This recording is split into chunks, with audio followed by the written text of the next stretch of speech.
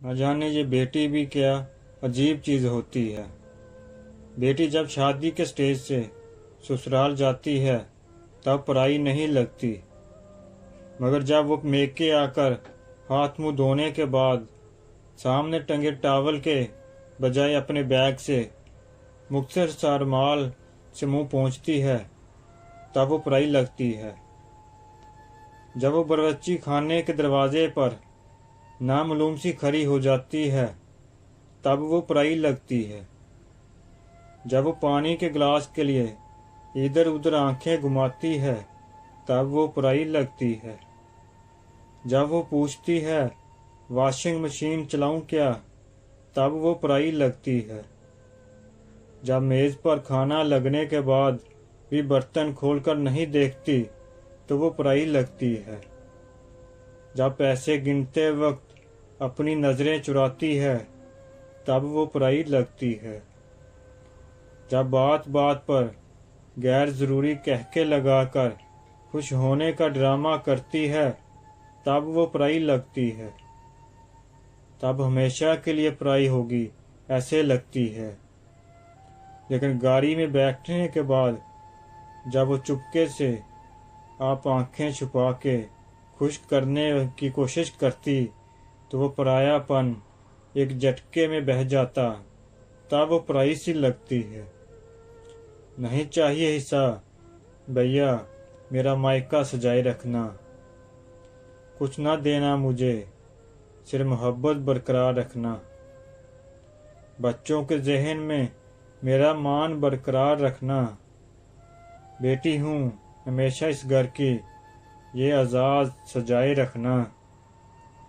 बेटी से माँ का सफ़र, बेफिक्री से फ़िक्र का सफ़र, रोने से खामोश कराने का सफ़र, गुस्से से तहम्मुल का सफ़र। पहले जो आंचल में छुप जाया करती थी आज किसी को आंचल में छुपा लेती है।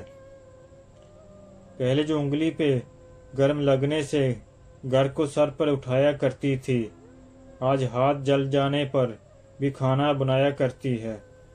पहले जो छोटी छोटी बातों पे रोया करती थी आज वो बड़ी बड़ी बातों को जहन में छुपाया करती है। पहले भाई दोस्तों से लड़ लिया करती थी आज उनसे बात करने को भी तरस जाती है। माँ माँ कहकर पूरे घर में खेला करती थी आज माँ सुन के आस्था से मुस्कुराया करती है।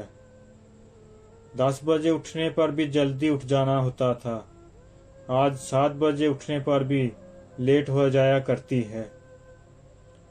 अपने शौक पूरे करते करते ये साल गुजर जाता था आज खुद के लिए एक कपड़ा लेने को तरस जाया करती है। सारा दिन फ्री होकर भी बिजी बताया करती थी अब पूरे दिन काम करके भी काम चोर कहलाती है। एक इम्तिहान के लिए पूरे साल पढ़ा करती थी अब हर रोज बगैर तैयारी के इम्तिहान दिया करती है। न जाने कब किसकी बेटी किसकी माँ बन गई, कब बेटी माँ के सफ़र में तब्दील हो गई।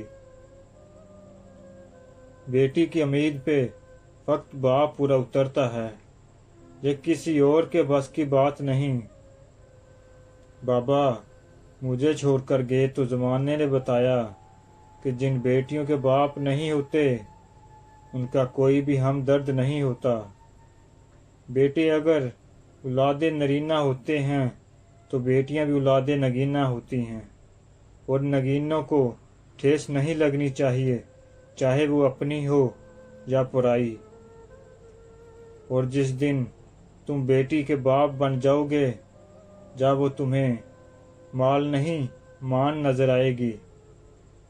हर बेटी का बाप बादशाह नहीं होता पर हर बेटी अपने बाप के लिए शहजादी जरूर होती है। बेटियों का दुख समझना बड़ा मुश्किल है, उनके लिए तो उसी घर में जगह नहीं होती जहां वो पैदा होती हैं। बेटे नेमत हैं और नेमतों का हिसाब लिया जाएगा।